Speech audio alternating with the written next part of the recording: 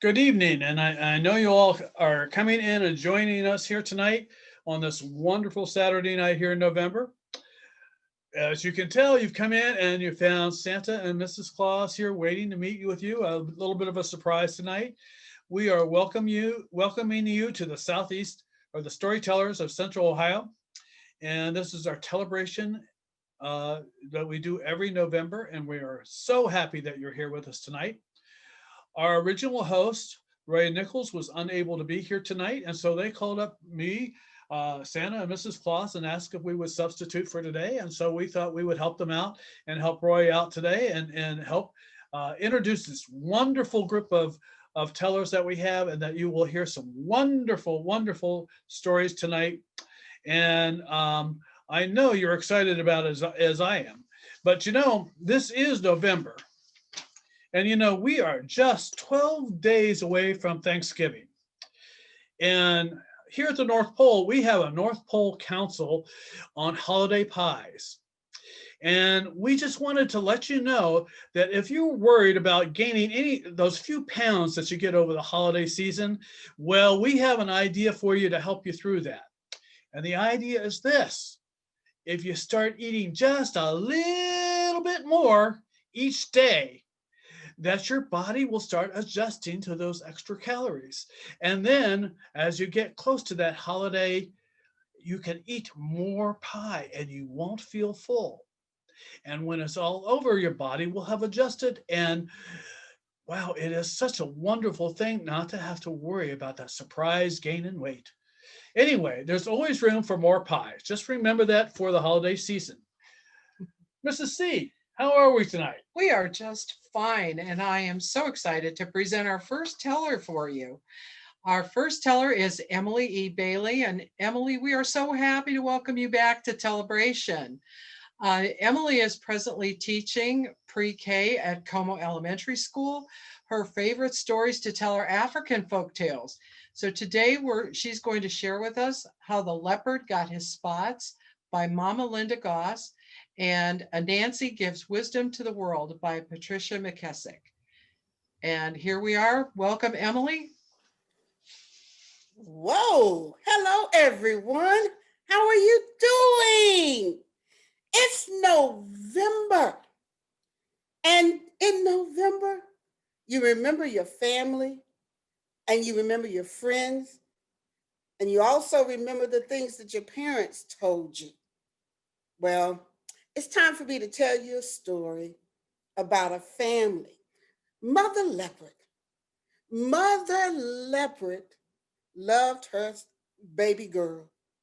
And she would always tell her baby girl how beautiful she was, how lovely she was, how mannerly she was, and how well she listened to her mother and all the neighbors, everyone in the community. Well, one day, baby Leopard said, Mama, I want to go outside and play. I want to go outside and run. I want to go outside and have fun. Mother Leopard said, you can go outside, but don't play with fire. Huh? Fire? I'm not going to play with no fire. I'll be all right. You can go outside and play, but do not play with fire. Well, baby Leopard went outside. She was having fun. She was having fun, and she began to run, began to laugh, and she twirled and she danced. She did the boogaloo, the boogaloo. And then she saw a giraffe. And that tall giraffe looked at baby Leopard and said, baby Leopard, don't play with fire. You don't have to tell me what to do. I will never play with fire. And so she continued to run. Continued to have fun. And she ran and ran and she danced and she twirled and she saw the elephant. The elephant said, watch out, baby Leopard. Don't play with fire. Don't worry, will never play with fire. So she ran and she ran and she ran and she ran and she saw a gorilla. And the gorilla said, have fun while you're playing, but don't play with fire. And baby leopard said, now, why is everybody telling me not to play with fire? I'm not going to play with fire. But all of a sudden, she saw all the animals running and running, and they were running in a direction, and she was walking in this direction, and she was trying to figure out, I'm going this way, and they are going that way. What's wrong? So she just kept on going. She didn't think about, why are they going that way? So she was just running and having fun. Then she began to smell something. She began to look, and everybody was gone. Every animal was gone. And there in front of her was fire. Her mother said not to play with fire. The elephant said not to play with fire. The giraffe said, don't play with fire. The gorilla said, don't play with fire. But she played with fire. Ouch! Oh, ah, ah, oh, it was hot. Oh, it was hot. Oh, ah, ah, ah. And it began to hurt. And she began to run. And she began to run. And she ran home to her mother. And you know how your mothers always take care of you. And her mother looked and knew at once that her baby didn't listen. Her baby did not listen. But she brought her to her and put her arms around her and said, I love you, honey, but I told you, don't play with fire. But she didn't listen. And her mom put some, what is it, cornstarch on you when you start to burn? Oh, all those things that a loving mother does to a child to make sure that they're all right. That's what her mother did. And she told her, go lay down and take some rest. And she loved her and she sung her that little song because she wanted to soothe her. And she woke up the next morning and she wasn't the same. There were spots everywhere. And she didn't like the way it looked. And she said, what can I do? And she went outside because she heard the rain. And she said, maybe the rain can help me out. And she went outside and she felt the rain just cooling her body off. But the rain told her, I can't help you. You played with fire. And she couldn't. And for the rest of her life, she had spots on her body. Then her children had spots on their bodies.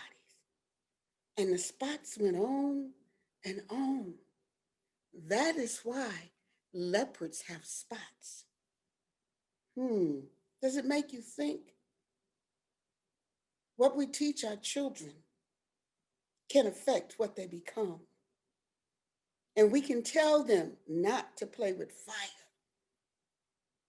But sometimes they just don't listen. And they have to learn on their own. Don't play with fire. Thank you. That's my story for tonight. I'm not doing 2 because the other one is a little too long. And you have some other wonderful storytellers. And I'm going to go sit back down so I can hear your stories. And thank you. Thank you. Thank you. Thank you, Emily. Oh, what a wonderful story. I did not know the history about spots on lovebirds. I did not either. That is really wonderful. Our next teller, I am happy to present Julie McGhee. And Julie, I am going to actually read what you have as a self-description. After teaching 31 years, married for 57 years, having 3 children and 8 grandchildren, I have acquired many life experiences. I bet. I noticed in my teaching and parenting, I would often use stories to illustrate something I was presenting to the children. Later, when as young adults, they would come back to see me, they'd often ask if I would tell this or that story, and I realized what a powerful impact some of those stories had. And so now that I'm flexibly employed as a storyteller, I will continue to tell those stories, plus new ones. So I'd like to present Julie McGhee telling Some Wives Are Like That. Thank you. Now, if you've been driving around town, I bet you've noticed the new apartment complexes are going up. And if you haven't, and you've got a car, I would suggest you get in that car and drive all around the outer belt and in and out through town and look at some of those apartments. Now, I was driving down North 4th Street not too long ago, and I noticed a lot of apartment buildings going up down there, right around where the old Jeffrey manufacturing plant used to be. And they are really distinctive. And I wondered if when people go to get an apartment, they choose it because of the decor or the construction or the location, and you have all the same type of client or tenant in that apartment. It's a thought. Now, let me tell you about Stuart and Evie. They had gone past that place I just mentioned on North 4th, and they thought it really looked neat. Now, they had graduated from college and were working in a couple of the big office buildings near downtown, and they liked that area, and they hung out in places close to it. So they were planning their wedding, but after the wedding and the honeymoon were over, they went over to that place and secured an apartment. And they loved the apartment they got. It had all sorts of shelves and closets and places to store things, but you could close them up. And it was nice, crisp, and open because they liked the minimalist type of furnishings. That was their thing. Plus, they started noticing the same people around the apartment complex were also showing up in the places they went when they were out in their off time. And a congenial group of friends was being formed. Life was good. Well, one day, Stuart went off to have lunch. It was a Saturday. Now, I don't know where Evie was, but Stuart was disgruntled and he was hungry and he was unhappy. And he was having lunch at a nearby bistro. And 3 of the friends in that group that I mentioned came in, and he invited them to sit down with him. And he told him, he said, "You know why I'm here eating lunch? Well, I just can't believe Evie was so weird. When I went to our kitchen area and got into the pantry to try to get some food for my lunch, what do you know? It was filled with paper. We had toilet paper, rolls and rolls of it. We had paper towels. We had paper plates in all sizes. We had paper cups in all sizes. And they were decorated for various holidays. And why, I just couldn't believe Evie would be so, we will never be able to use all those things in the foreseeable future." Well, the 3 other guys that sat down with him began to snicker and laugh. Jason said, "You think you've got problems? You ought to see what I found in my pantry when I went to get some food. Toiletries. Well, let me see. We had all sorts of tools and things for nails whether your hands or your toes. We had nail polish in every color you could imagine. We had cuticle oils. We had, we had hair products. We had shampoos and conditioners and mousses and texture sprays, and of course hairsprays, firm and light, and we had several hair dryers, different styles. You had ones that blew a lot and ones that was diffused when the hot air came out on your hair. Well, and I told my wife we had to be careful about our spending, and she said, well, if you see it on sale or I have a coupon, I've got to buy it then, because if you wait till you run out to buy it, then it's more expensive. And besides, you want me to stay as beautiful as I was when we got married, don't you? Well, Matt said, my wife is a little more practical than you, Jason, or you, Stuart. We have health products that filled up my kitchen cabinet. I have all sorts of vitamin pills and herbals. And in case you don't feel well, we have all sorts of medicines for digestive problems, upset stomach, diarrhea, constipation. Oh, and we have every type of wrap or Band-Aid for wound coverings. And we've got, taking up a lot of space, hot and cold wraps in case you have strains or sprains. And we've got 3 varieties of thermometers to check your temperature. And we've got an oximeter to check your oxygen level in your blood, and cuffs to check your blood pressure.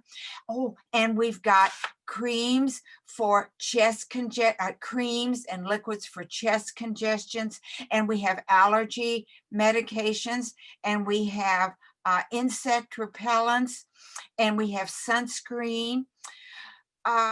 It's pretty full. We don't have much food in our kitchen either.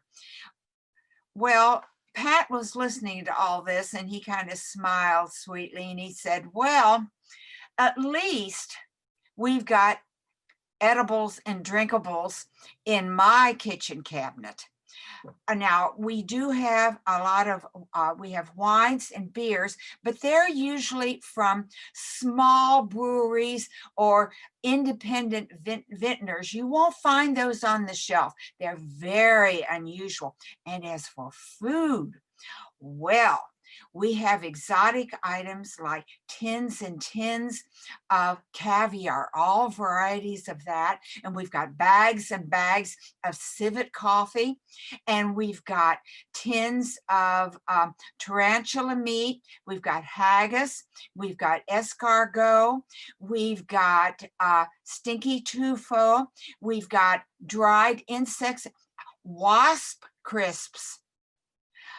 Well, they're all unusual items, but my wife says to me, well, you have to buy these things when they're on sale, or you might have a coupon, but I've got to stock up on exotic food items, because you see, when I invite people to our apartment, Pat, we don't want to have just the everyday food. Oh no, we have to have something that's truly unusual, because I want them to know that an invitation to our apartment is really something special.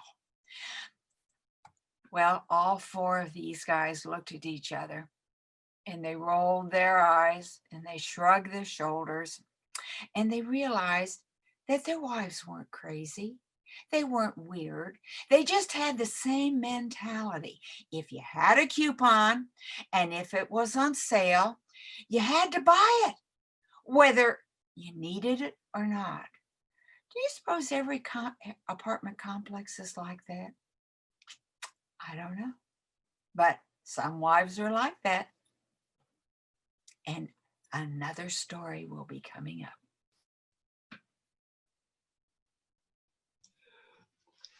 Well, Thank you, Julie. And Thank I'm you, Julie. sure that Santa has a few stories about how his wife is. Oh, every man has stories about his wife. Well, I'll come back to that. I'll come back to that.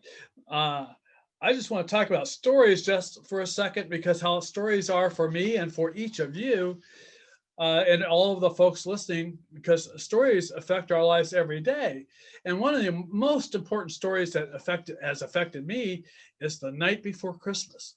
This was such a special story, and of course, you learn everything there is to know about who I am. And The Night Before Christmas was actually published in 1822, and it was published anonymously. Now, that was kind of a blessing, although Clement Moore didn't think so when he later claimed his rights and tried to claim his copyright for it, because it became public domain. And so everyone found out about me. And that's one of the reasons why I'm known to everyone today. But the real important person to me is an artist by the name of Thomas Nast. Because Thomas Nast took that story, that wonderful story about the night before Christmas, and he created the image of what I look like and what you see every day when you see Santa. And he published that image in Harper's Weekly in 1881. And without that man, I would not be the image that you have today. And that is the real story of how Santa came to look like this. It's a C. All right. Well, I am happy to introduce our next presenter, Erin O'Neill. Erin graduated from Butler University with a degree in digital media production and relocated to, of all places, Shanghai, China, where a heartbreaking postgraduate job turned her world upside down and ultimately redefined her purpose. Erin has since moved back to Columbus, Ohio, where she has embraced her skills as a transformational storyteller to inspire others with stories of resilience, trust, and authentic human connection, very important to all of us. She also runs a publishing and digital media company that assists storytellers and authors in self-publishing their work and promoting their craft. And for more information about her work, you can always visit her at erinoneal.org. Let's listen in as Erin tells us the story of filling in the gaps. Erin? I believe everyone deserves someone special whose primary role is to listen to you with intent and without passing judgment, to keep your stories confidential, and to occasionally assist you in helping you skip recess. You see, I first began to understand the beauty of guidance counselors in elementary school when it got me off the playground and instead eating my lunch in the safety of a small office with a few of my closest friends. Playing on the playground was far less interesting to me than the lengthy conversations about why I loved math and how terrifying I found Mr. Hatcher and his classroom snake to be. I believe everyone should see a therapist. I have never not believed that, particularly in my adult life. If nothing else, because we're human. And humans deserve to be reminded of that with frequency and with compassion. There isn't a soul on this planet who wouldn't benefit from having their experiences validated, their life experiences and emotions confirmed, and a safe place to process their world. I also believe that in a world of so many different styles and techniques, there are endless opportunities to find the therapy that works better for you. Not all therapists are of the same breed. For example, there was Karen, who I saw shortly after I began struggling with chronic headaches in high school. She was a cognitive behavioral therapist and gave me strange assignments like getting the little hiking man up to the top of the mountain by focusing on my breath and tricking the pulse reader into thinking that I was not, in fact, stressed out by the feeling of blood pumping through my index finger. There was Sarah, who tried a little too hard to diagnose me during our first session and immediately put up my wall. I just wanted someone to talk to, but she wanted a patient to treat. It just wasn't right for me. And then there was Dale, who I decided to give a fair try after experiencing something traumatic in my adult life. So I went in and he ran a series of diagnostic tests, evaluated my posture, and then proceeded to tell me that my body was communicating a sense of flight or fight. He told me I was insecure and I was holding too much inside, I had hope that he was seeing me and my insides for what I really felt. I was very hopeful that this would be the one to help me find a way to productively release and process these feelings. So he laid me down on a table as a trial run, and I laid there face down and I said, I'm just going to give this a shot. And my fiance, who had joined me at this appointment, watched in horror as Dale began to waggle his fingers above my spine. He didn't touch me, he just waggled. And I laid there for another 7 or 8 minutes, and he just waggled. And then he proudly announced that he could help me, so long as I drove an hour round trip to see him 3 times a week for just 10 minutes for 6 weeks for the low price of $3,000. I can't even say it. It's so mind-boggling. $3,000, $250. Now I was like, I'm not a scientist. I'm not a therapist. I am not a professional mental health coach, nor am I a professional chiropractor, but I'm not really sure that paying over $3,000 for you to go like this for 10 minutes is really the right process for me. My last attempt at some sort of processing therapist guidance person was Melahni. Now, like I said, I'm not exactly your definition of woo-woo. I'm a little more logic and science-based than some forms of therapy inspire. But my friend had recommended this thing called craniosacral therapy. Now, if you're not familiar with craniosacral therapy, it's a hands-on technique that claims to use light touch to examine membranes and movement of the fluids in and around your central nervous system, because we carry a lot of stress in our central nervous system, and your spine helps those feelings and emotions and stressors travel throughout your body. Now, if you're a science mind like me, you might be thinking, well, there's no way that a human being can read the movements of my spinal fluid with a light touch of their bare hands. It was just to the next level of Mr. Waggle Fingers. It was a little too far past my feeling of a little too woo-woo for me. But just as therapists do not pass judgment on me, or at least outwardly, I decided to not pass judgment on this craniosacral therapist and give it an honest try. So I made an appointment. Melahni lived out in the countryside, and she lived on this quiet little hill that it was very difficult to find. And I really wasn't sure what it would be like to experience craniosacral therapy at someone's house in their backyard, and during COVID, where we tried our best to keep social distance. So I pulled up to her house and I walked around the back, and she greeted me out back with a smile and a very calming presence. And I immediately felt like I should just ditch the city and take a vacation there instead of having therapy at all. She had a pool, and on the far end of the deck, there was this, or on the far end of the patio, there was this raised deck where there sat an L-shaped couch and a massage table. In the far distance, across this open field, was a small barn, and a herd of horses were galloping around.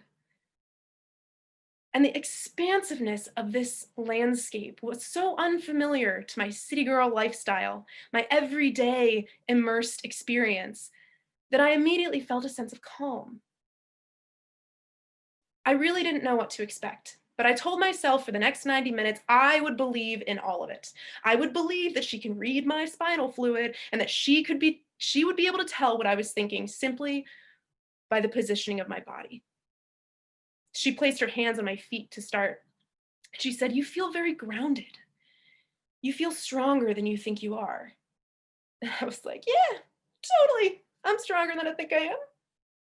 And she slowly moved her way up, putting pressure on my knees, holding me down, grounding me, just gentle pressure. She put her hands on my stomach.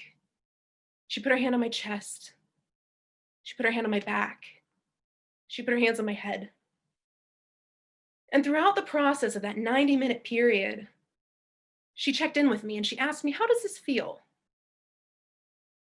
What are you experiencing?" And at one point, I felt this hole in my side,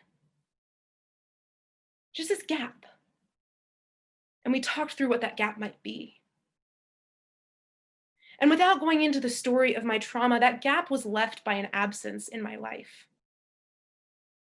An absence that after that 90-minute session, I began to understand that I was already in the process of filling. Now, while I'm lying there on this table, she asks me to imagine this person coming back into my life and saying one particular sentence. I see you. She said, just close your eyes and focus with all of you and imagine that I am this person and I am telling you right now, I see you. And I started crying. And then all of a sudden, in the midst of my transformational moment, I hear,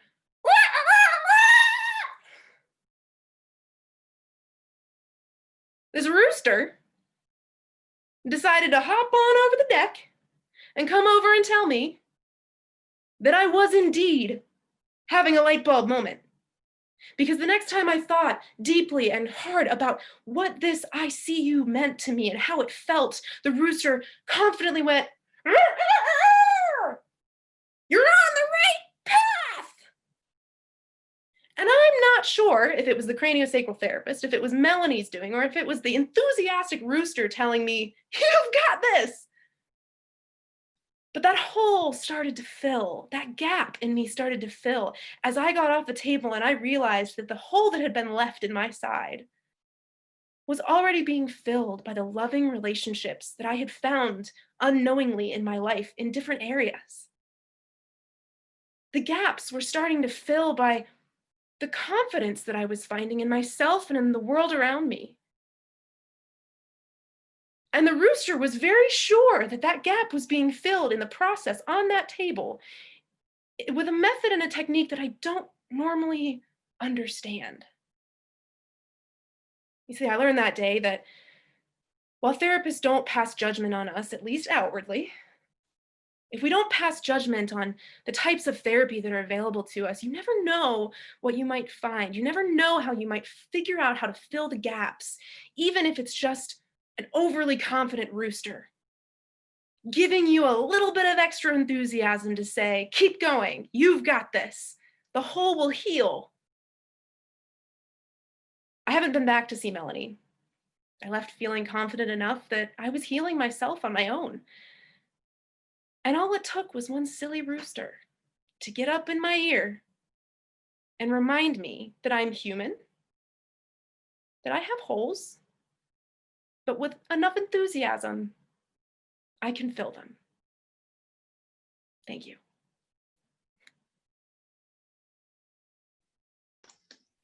Very nice. Erin. Thank Very you. nice. Very nice. My only comment, in your story about the rooster is wonderful, but unfortunately, where we live, when the rooster crows, which is like right behind our house here, just down the way, just a little bit, it means it's time to get up. It just has a different meaning. But anyway, our next speaker is actually going to do more than speak.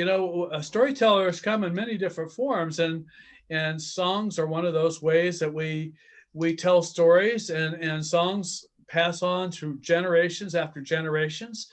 One of my favorite songs happens to be Jingle Bells. I don't know why, it just happens to be one of my favorite songs. But Jingle Bells was not originally written for Christmas. Matter of fact, it was a missionary by the name of James Reese that wrote Jingle Bells, and his intent was to help celebrate the trip to Grandma's for Thanksgiving. So anytime you hear Jingle Bells now, and they celebrate it around Christmas most of the time, but think about it, it really needs to come back just about 30 days and use it for Thanksgiving when you're normally heading for Grandma's house for that wonderful turkey dinner. Cindy. And we get the pleasure of listening to Joanie Calem, who is a singer-songwriter, a storyteller, and a disability awareness advocate. Joanie was born in the USA, but moved to Israel at age 15, and she began her career as a performer, storyteller, and music teacher there. In 1998, Joanie moved from Israel to Columbus, Ohio, and since then, she's been busy presenting song and story programs all over the Midwest. She's a mother of a young adult with autism, and Joanie leads concert conversations, advocating for inclusive communities through original songs, stories, and conversations. So here's Joanie presenting This Too Shall Pass. Joanie? Thank you. So I loved Erin's story, and as I was listening, I was thinking of what my grandfather would have said to her, because he used to always tell me there's one thing you need to know in life. Gam ze ya'avor. And I said, but Grandpa, I don't even know what language that is. I don't know what you're saying. How is that supposed to help me in life? And he said, well, it's a little bit of Hebrew, a little bit of Yiddish. Just remember that. Gam ze ya'avor. That's all you need to know in life, which loosely translates as, this too shall pass. But the story is a really, really old story, which Grandpa never told me. He just told me Gam ze ya'avor. The story comes from King Solomon, and the story has become a central part of Jewish experience through the years, because Gam ze ya'avor, this too shall pass. And of course, there's lots of people having trouble with different things. And Grandpa would have always said, it's okay, Gam ze ya'avor. So here's King Solomon's version of that story. Gam ze ya'avor, this too shall pass. Life's full of changes, some slow, some fast. There are good times and bad, of this you can be sure. Nothing lasts forever, Gam ze ya'avor. History tells us stories of King Solomon the wise. In matters large and small, he was asked to advise, and part of his greatness was his willingness to learn. So listen to this tale of how fortunes turn. The king had a servant who was loyal indeed. Whatever Solomon needed, Benaiah brought that need. Faithful and quiet, Benaiah loved his king. And one day he boasted he'd never failed at anything. Gam ze ya'avor, this too shall pass. Life's full of changes, some slow, some fast. There are good times and bad, of this you can be sure. Nothing lasts forever, Gam ze ya'avor. So the king made up a story, a task for Benaiah to do, about a ring that didn't exist, to teach a lesson or two. He said, I've heard of a ring that is special indeed. It will make a happy man sad, make a sad man fill with glee. It will make a poor man smile and make a rich man frown. Please bring me this ring, I don't know where it's found. Benaiah was happy to take up this cause. He eagerly set off, he never even paused. Up and down he searched in every corner of the land. Mountains high, valleys low, beaches full of sand. Gam ze ya'avor, this too shall pass. Life's full of changes, some slow,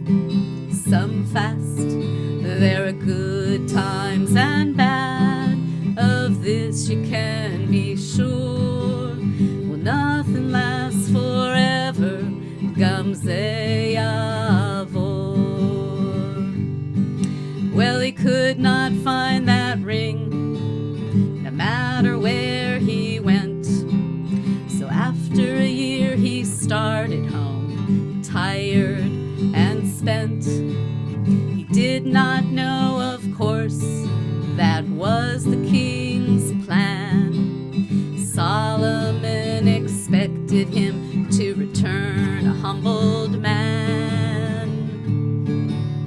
And as he entered Jerusalem, that city of peace, he walked slowly through her gates, feeling his defeat. An old man just sitting there gave him a knowing look. He handed him a ring, 3 words wiser than a book. Well, what were those words? Gamze Yavor, this too shall pass. Life's full of changes, some slow, some fast. There are good times and bad, of this you can be sure. Nothing lasts forever, Gamze Yavor. Well, this was that ring, the king's little trick. This was that ring, it really did exist. So both Benaiah and Solomon learned so long ago. You never know what'll happen, which way the winds will blow. Yes, both Benaiah and Solomon learned in their own way the message that is sounding throughout our world today. Fortunes come and fortunes go, empires fall and rise. It's not what you have that matters, it's who you are inside. Gamze Yavor, this too shall pass. Life's full of changes, some slow, some fast. There are good times and bad, of this you can be sure. But nothing lasts forever, Gamze Yavor.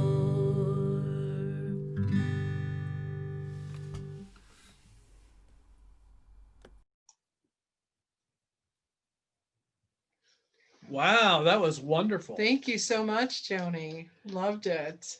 That is a great thing. Well, you know, we've had some wonderful storytellers here in the past little bit of time. About 45 minutes or so. And you know, we're going to take a short break here in just a minute and let you all get some food. But we want to give you a passing thought when you're thinking about food, because you know, I don't know why we all seem to think about food at this time of the year, and holidays, and turkey and ham and all kinds of things. And chicken. And chicken. Well, you know, especially in today's time, so many of us are using drive-throughs. I mean, we go drive-through at dinner, drive-through at breakfast, drive-through at lunch. You know, anytime you don't want to cook, the drive-through is just around the corner. Well, one of the holiday celebrations in Japan is that the population of Japan is found eating large holiday meals means buying turkey at KFC. And they do it through the drive-through, and this has become part of their Christmas tradition. I never would have thought of KFC as becoming a Christmas tradition, but in Japan, that is the tradition. And traditions are wonderful everywhere, and we should celebrate them all, and they're always a surprise. But we're going to take about a 10-minute break. You can go find a nice glass of water, a good cup of coffee, some hot chocolate, any beverage that you like, and we will take a few minutes break, and we'll come back and we will continue on with some more stories. We've got some wonderful tellers ahead, so stay with us. See you soon.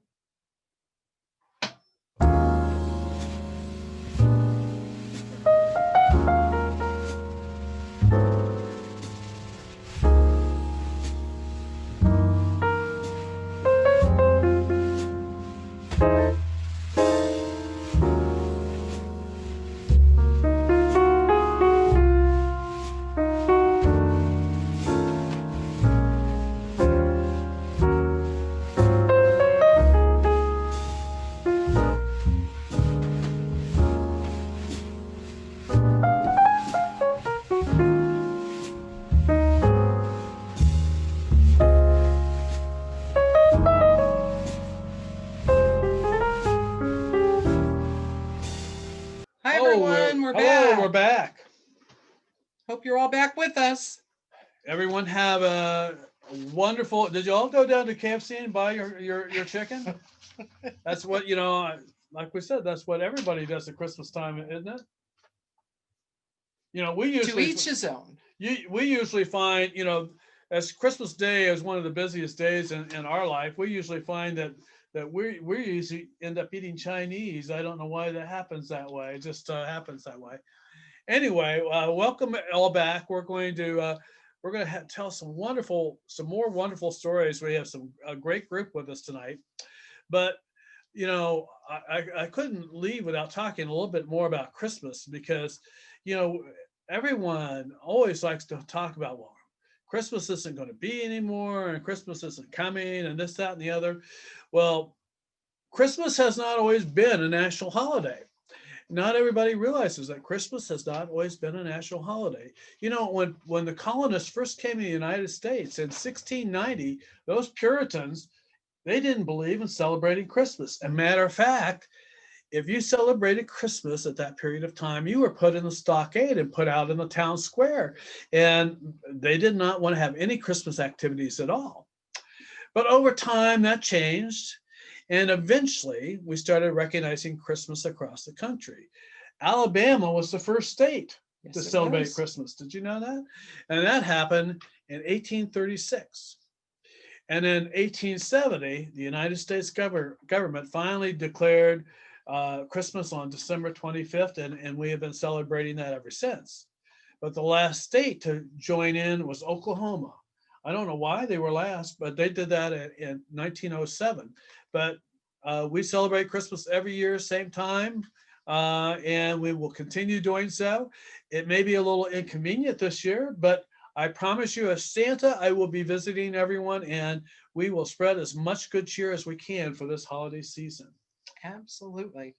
Who's our next presenter? Well, speaking of celebrating, we are going to celebrate and introduce our youngest teller of the evening, Melahni Ibokette. I'm sorry, Melahni, if I pronounced your name wrong, but we love you just the same.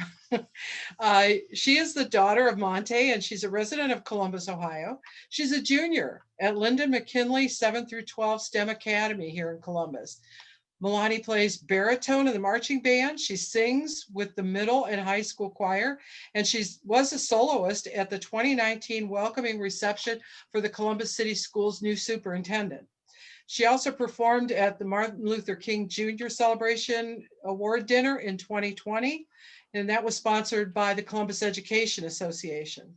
Melahni's been a member of the Village Watoto Storytellers since 2014, and she's also told at the Columbus Arts Festival, Tellabration, and Fireside Tales. Quite an accomplishment for such a wonderful young lady. We look forward to the artistic creations that she is going to create for us as a gifted youthful artist. So I'd like to present Melahni. Hi. Have you heard of Anansi? You really have not heard about it? I heard her daughter taught her an important life lesson. You really haven't heard about it? It's okay, I'll tell you. Anansi was a very smart woman. She knew anatomy, psychology. She knew it all. But Anansi was very selfish. She wanted to know everything about everything. So one day Anansi was walking down the street reading a book, and she started to think to herself, what if I knew all the wisdom of the world?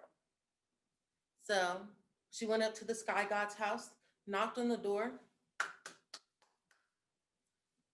Do you have a pot that I can use? What size pot do you need? She said, one that's about this big. Anansi, why do you need a pot that big?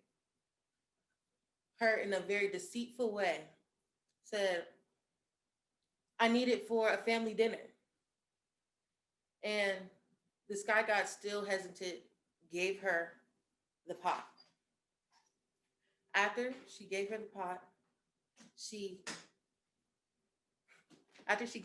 pot, she headed down the mountain and decided she was going to start going to the west to get all the wisdom they had.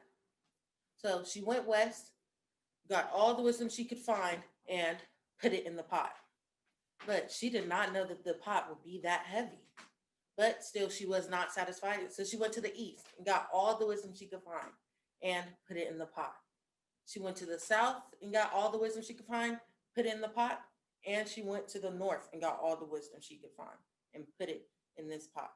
Now the pot was very heavy. So she needed to find somewhere that she could hide the wisdom. So she was walking home and saw a very tall tree and decided, I'm going to put this wisdom at the top of this tree so no one can find it. But Anansi did not know that her daughter was watching her the entire time. So Anansi had the pot in front of her and tried to climb the tree, but the pot was too heavy. She could not get up. So she put the pot on her hip and started climbing the tree, but the pot was still too heavy. So Anansi got very frustrated and she sat the pot down to take a rest and then tried again. Her daughter got restless watching her fail time and time again. So she ran up to her mother and said, why don't you put the pot on your back and climb up the tree? Anansi was furious. Why are you here? You should be at school. Why are you following me? I just wanted to help. What if you put the pot on your back? You should not be here. How are you supposed to tell me, someone older than you, what I need to do? You should be in school. Again, her daughter said, I just want to help. Can you put the pot on your back and try and climb the tree? Anansi officially gave in to her daughter and put the pot on her back and started to climb the tree. She was climbing and climbing and climbing and climbing until she got to the top of the tree, and her daughter followed her up. Her daughter asked her, why did you need to bring this pot to the top of this tree? And Anansi looked down at her daughter and knew she could not tell her the truth because she knows that her daughter will follow anything that she does. And as she was looking at her daughter, she remembered a song that her mother used to sing to her whenever she started to be deceitful. She said, change me, oh, make me more like you. Change me, oh, see you through and through.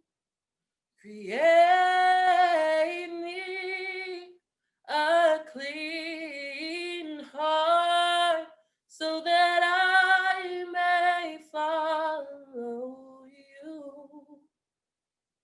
And after she remembered that song, she told her daughter what she was planning to do. But she wasn't going to keep all the wisdom to herself anymore. She tipped the pot over from the top of the tree and poured out all the wisdom until it covered the entire globe. And thank you.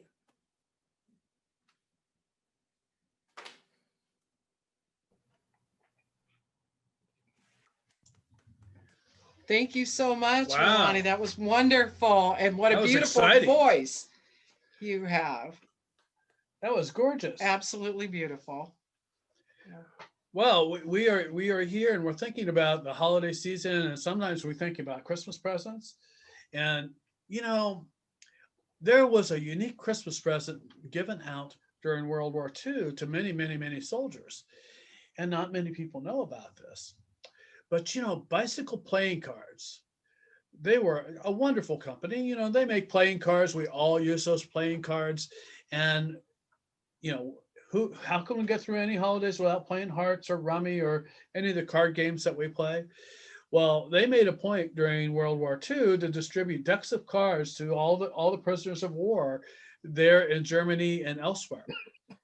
But there was this mystery thing about those decks of cards. If the soldiers washed them, suddenly an escape route would appear on those cards. And so their gift would be an escape route out of Germany. That was an amazing thought process from bicycle playing cards. And I don't know that many people know about that. No, a little known fact. Everybody did their part. Yes. Who's our next speaker tonight? Well, I am excited to present Dr. Kevin Cordi, who is going to tell us the greatest tale is the one you discover. Kevin is a national and international practitioner of play. His award-winning work has been commissioned by John F. Kennedy Center for the Performing Arts in New York, Cutter Foundation International in the Middle East, International Book Festival in Singapore, and Newsweek, among others. He's won story slams in Boston and Louisiana, taught storytelling for Ohio State, Judson, and Ohio Dominican universities, and he now works as an assistant professor at Ohio University in Lancaster and coaches people all over the world. Kevin holds a doctorate in storytelling and story making at OSU, but his real doctorate comes from listening to so many other people, young and old alike, as he travels to over 40 states, England, Japan, Canada, Singapore, Scotland, and Qatar. Dr. Cordi travels around the country and the world, reminding others that there is rich value in play. His work has been modeled in schools and storytelling organizations around the country. He's been a gas station attendant, a grill cook, a door-to-door salesman, and a busboy. All of this has helped him want to be involved in play more.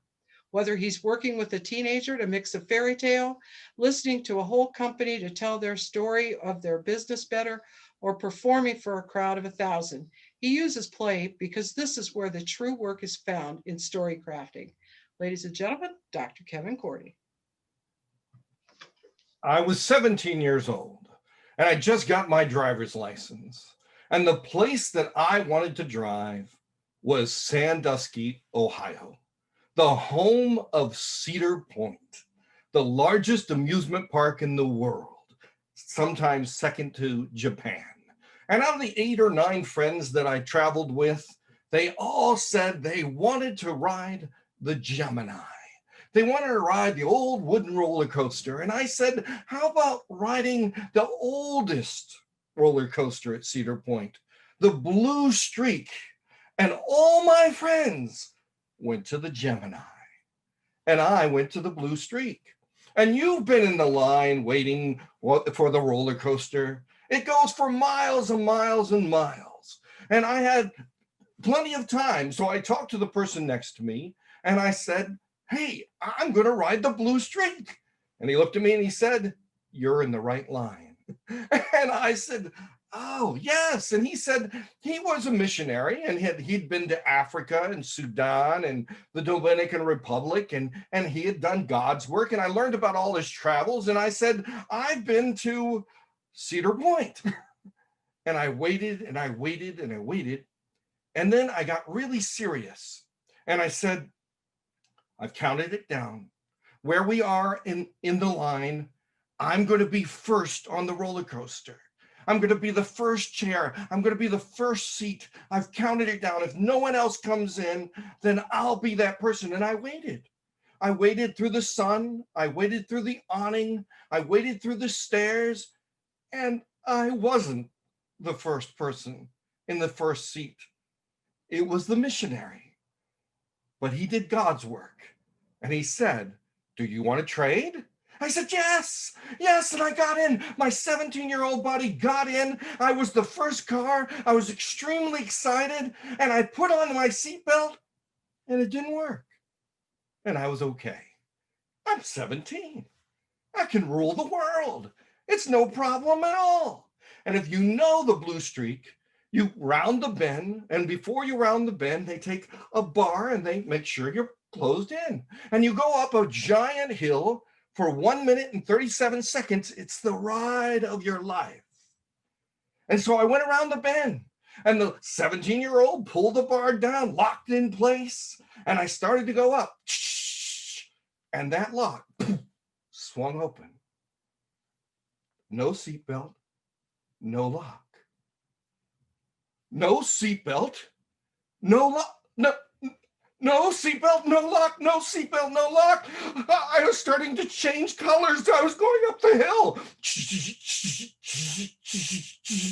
And the missionary said, "What's wrong? What's wrong?" And I said, "No seatbelt, no lock. No, I am going to die. I'm going to die as we speak. I'm going to die. I'm going to die."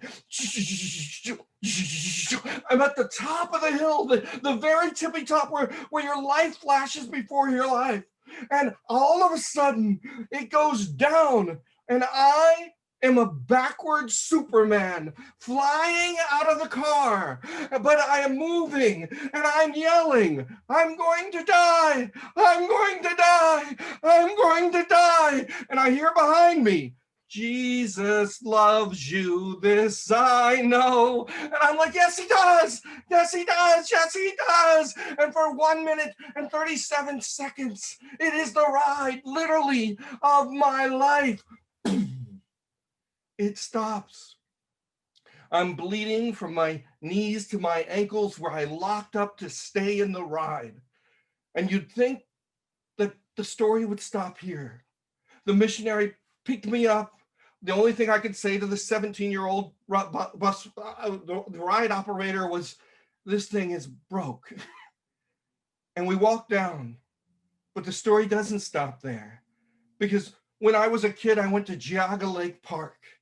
And they had the Rocco plane, which was an egg-shelled Ferris wheel that went upside down and went like a Ferris wheel. And I was with my brother, who says very little to this day. And we were in the eggshell. And all of a sudden we were at the tippy top. And the door flew open. And I remember my brother went, "Get in here," as though I was at fault. You'd think the story stopped there, but it doesn't. I worked at Cedar Point for 2 summers. And when I was working there, I went to the single largest Ferris wheel. I had a blue tag, so it let me get in earlier because I worked there. We weren't supposed to. It was a beautiful sunny July day, and it went all the way up to the top. And when it got to the top, that's when I saw lightning hit a tree, and it was raining buckets, and I began to slip and slide out of the car. I began to slip and slide, and I heard an announcement. "Yes, we're going to stop the ride." "Oh, no, let me down, let me down." And for an hour and a half, I slipped and slide, slipped and slide. And then I heard, "We're going to try to start it." "Try? What do you mean, try?" But the music began, and I hit the bottom. And you think that story would stop there, but it doesn't. For you see, when I was a kid and I was at Geauga Lake Park, we went on the witch's wheel, which is a Ferris wheel that goes lightning speed. But my mother was with me. She said, "This is small, this is small. And so we need to stop. We need to stop." She said, "Get on." And it was going real slow, and she only liked slow rides. But then Iron Maiden started to play, and it went on and on and on and on and on. And she was yelling, "I can't handle it." And I put her on the ride too soon. And you know what happens is you sit there, and sometimes on this ride called life, on the roller coaster of life, you're up for 1 minute and 36 seconds, and somebody brings you back in. Or someone pulls you back in. Or sometimes you don't let someone get on because they're not ready. And at the same time, I will tell you about this roller coaster of life. When you get on it, you're in for the ride of your life. Thank you.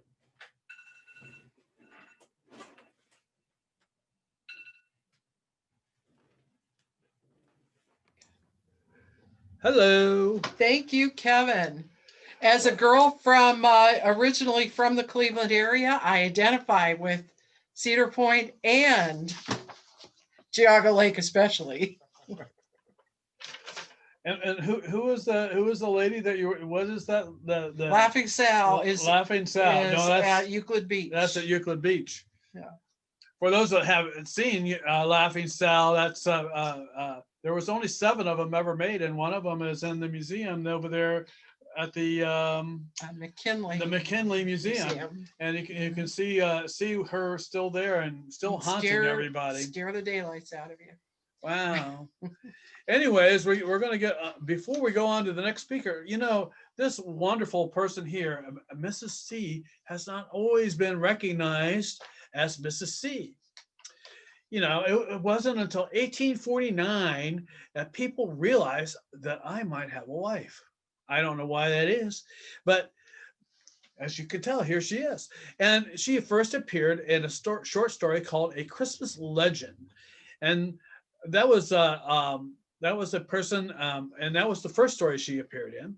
And then later on, it wasn't really until 1989 that she really got the credit she deserved. And that was in a poem called Goody Santa Claus on a Sleigh Ride. That is just typical that it took 40 years for a woman to be recognized. What can I say? What can we say?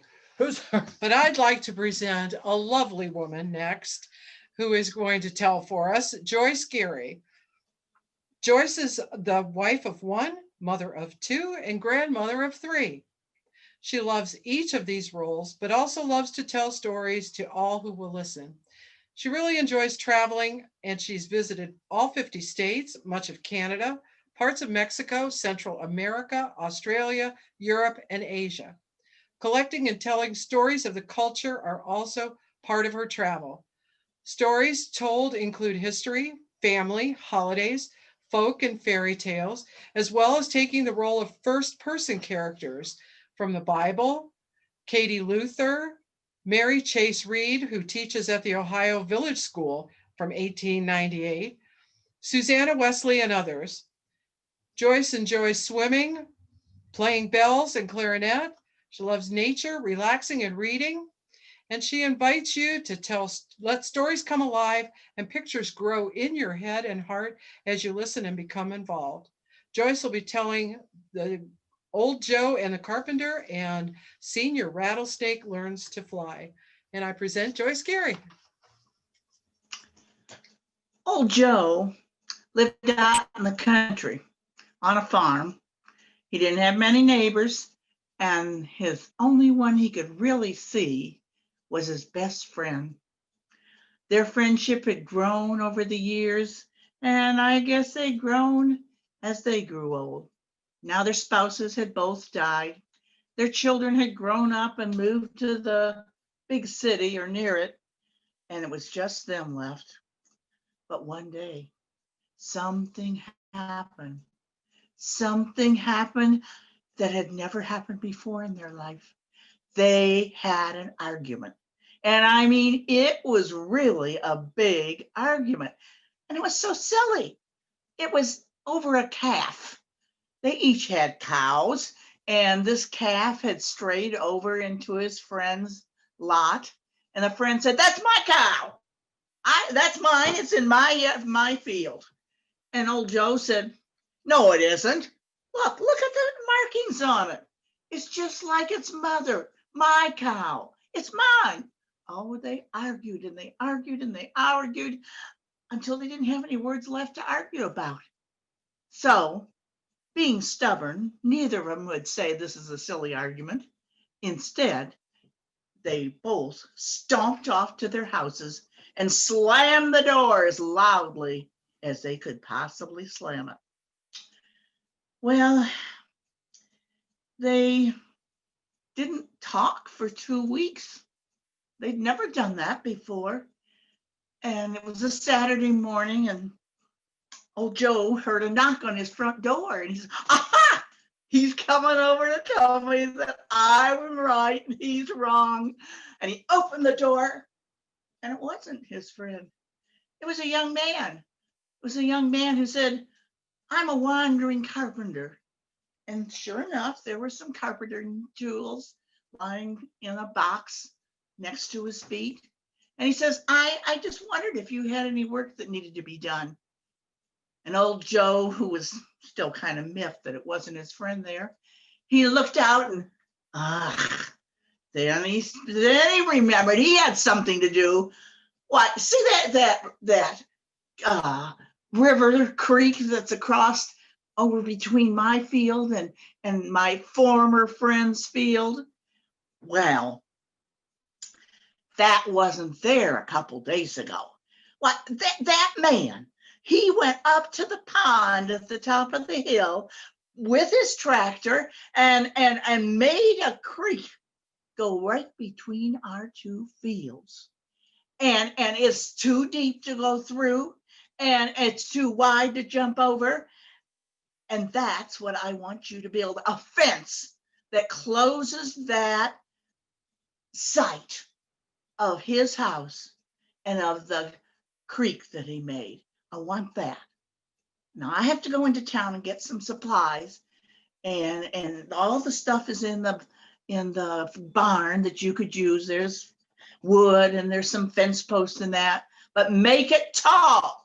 That's what I want, so I can't see him anymore. And so old Joe hitched up his horse and wagon and went into town. And as he left, he yelled, "I'll be back about dark." And when he did get back, he looked. There was no fence. But as he looked a little bit more, he saw there was a beautiful little walking bridge. And that bridge had a railing, and it was very nicely painted. And coming across that bridge was old Joe's best friend. And old Joe's friend had his hand out. And when he got to old Joe, he says, "I'm sorry. I really miss seeing you. And I decided to come over on this bridge and see if we could have a friendship again." And so, of course, they did. And they talked a little bit, and the carpenter put all his tools back in the box. And then he started walking down the road, singing a little song. And Joe, "Oh, wait, there's some other things that we could have you do. Come on back. We have some jobs for you." "Oh no," he said. "I have some jobs to do too. I have to build some more bridges. And that's what we need, is more bridges in our life." And the second story I have is called Senor Rattlesnake. Now, both of my stories you just may know, but I think they're both good for today.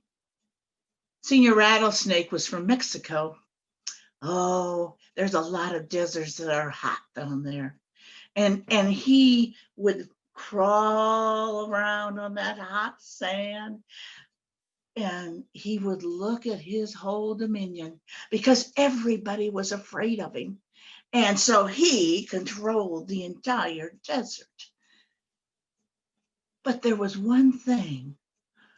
As he looked up in the sky, he saw birds flying. Oh, they went here and there. And he thought, "Oh, I wish I could fly." And one day he went over to a rock, and he decided that he would just rest a little bit there because it was hot on the desert, and he'd rest in the shadow. And there were two buzzards sitting on the top of that rock. And he said, "Oh, I wish I could fly. My body is a rattlesnake, but my heart is a bird." Now these two birds, the two buzzards, they felt sorry for him because he had such a desire to fly. And they thought about it, and they said, try to talk him out of it, sort of like, "Well, I mean, you're in charge of that whole desert, and you've got shade that you can lie in when it gets too hot." And the one buzzard said, "Well, that shade and that resting time, we can't get that up in the sky when we're flying. So be thankful for that." And the other one said, "Yes, and everybody is afraid of you. You got a lot of power. Enjoy that. But the rattlesnake said, remember, my heart is a bird. I wish I could fly. And the two buzzards started thinking. And the one said, well, we can't make you fly yourself, but we could take you on a flight. What if we got a stick? You go get a stick. If you got a stick, and if you put your fangs into the middle of that stick, then we could each put the stick in our mouth, our beaks, and we'll take you up first slowly, and then we'll take you up into the sky, and you can see your land down below you. Oh, that'd be great, he said. And so the one that went to get the stick, well, he found a nice, what did he find? Yes, he found a very nice stalk, and it was hardened, and it was really good and easy to carry, but good to bite into. So they said, the buzzards, they said, now you climb up here and you get up and put your fangs in the middle of the stick. And then they took the stick into their mouth and they gradually went up, up, up. Oh, it was better than he ever thought it could be. But he could see the desert. He could see where his whole, there's a lot he was in charge of. And he could see other birds flying. And this was so wonderful. But then an eagle came by. Now, eagles and rattlesnakes are not the best of friends.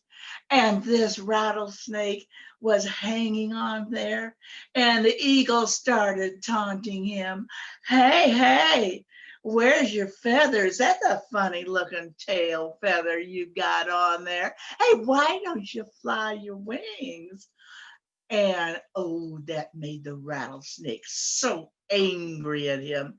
And so as the eagle just went right on, a little dove came and sat right next to where the fangs were in the wood, And the dove tried to quiet down the rattlesnake and said, don't worry about it. It's okay. That eagle was just trying to get you angry enough that you would open your mouth, and you know what'll happen then. You'll fall down, squashed to the desert. Well, the dove was trying to make the rattlesnake feel better, but the rattlesnake, like many of us, just didn't want to change his habits. And he just opened his mouth to try to bite the dove. And down. Faster and faster he went to the ground until he finally landed in a cactus. It took him about a week to get all those spikes out of his body, and it felt terrible. And he got to thinking that, maybe it is better not to fly, and maybe he shouldn't lose his temper quite so fast. And sometimes it's just better to keep your mouth shut. And maybe that's also something we need to remember right now.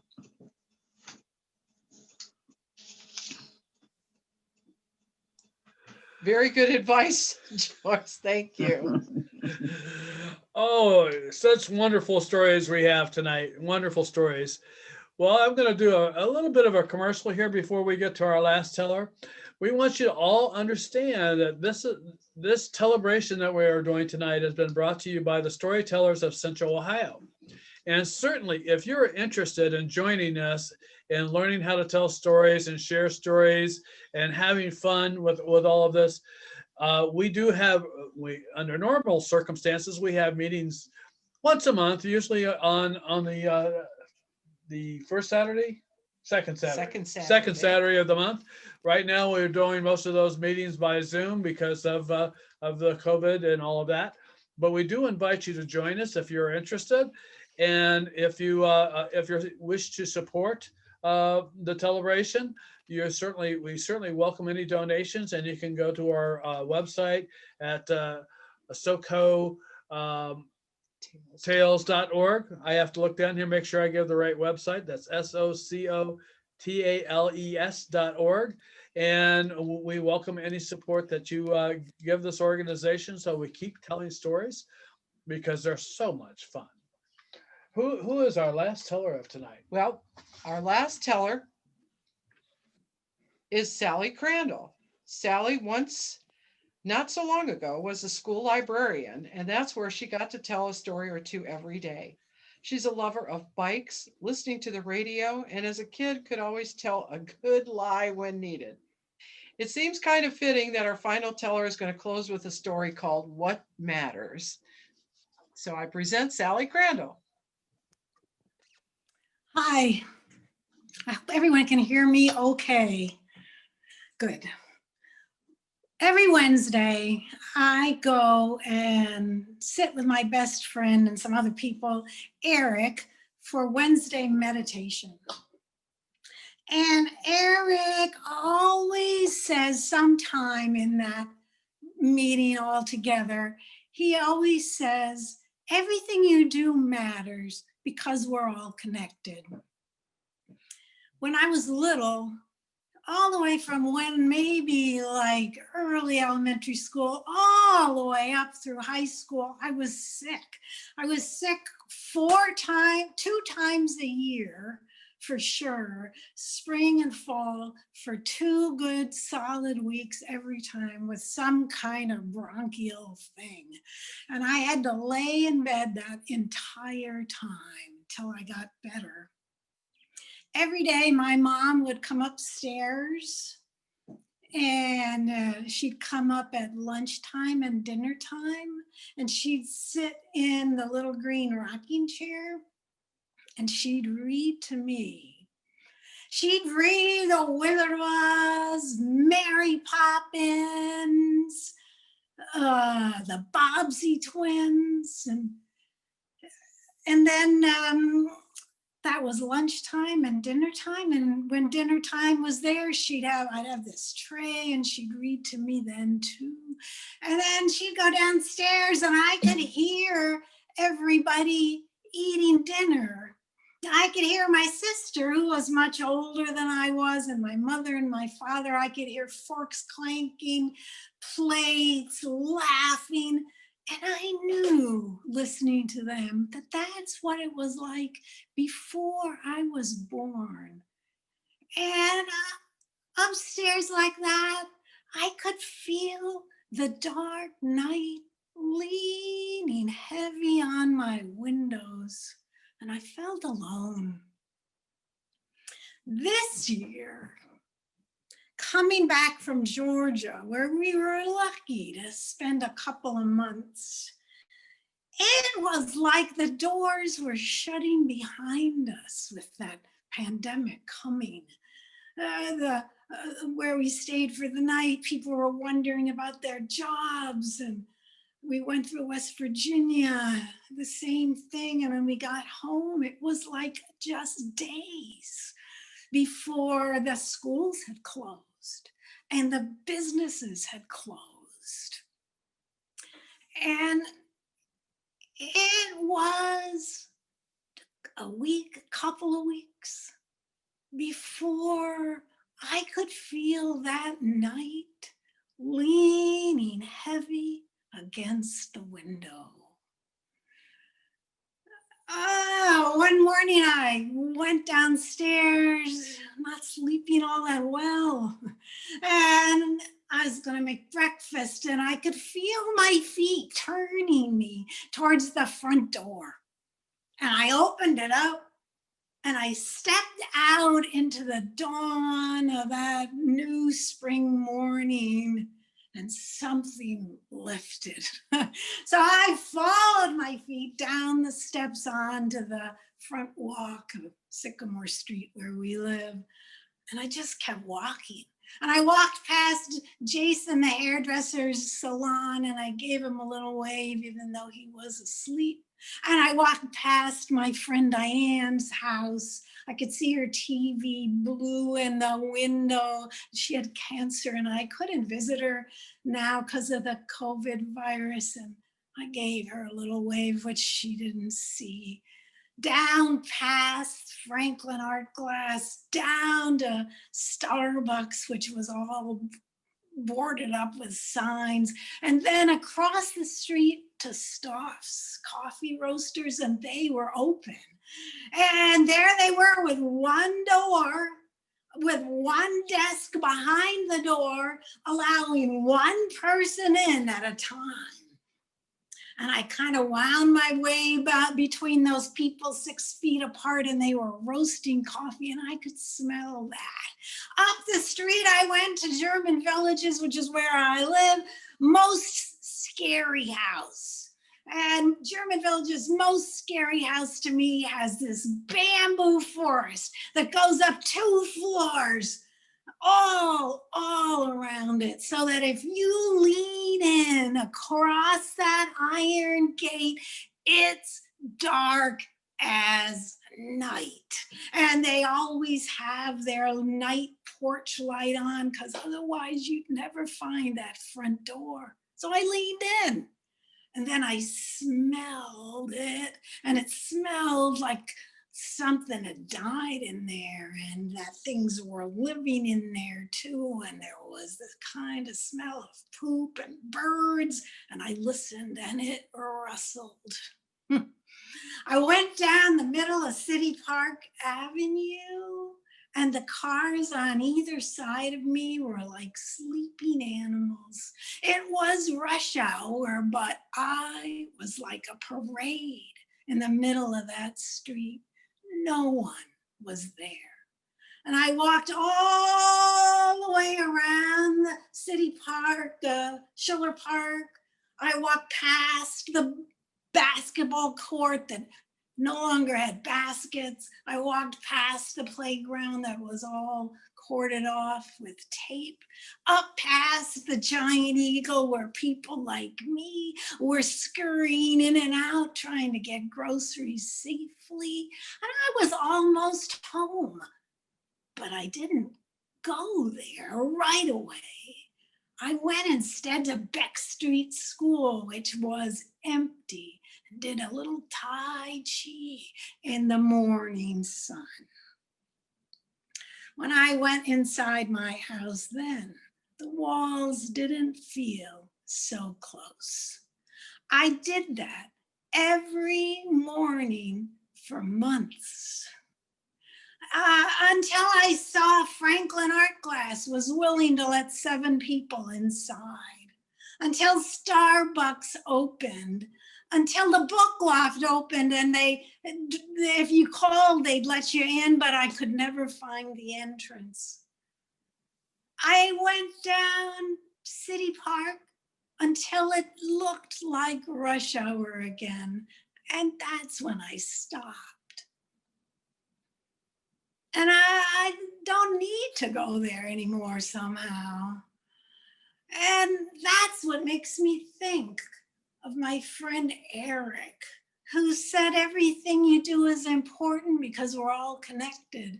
And all that going out and sniffing and looking and walking and waving reminded me in that dark time then what I was forgetting,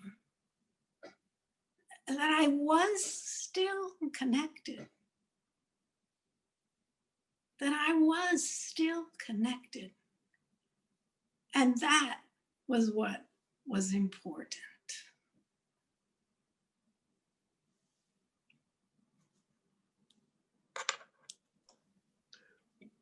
Wow, that Thank is you. such a wonderful story. Thank you so much, Sally. And thank you all of our tellers tonight for agreeing to try this virtual Tellabration. And we certainly appreciate your stories and your enthusiasm. I do want to tell you an interesting fact.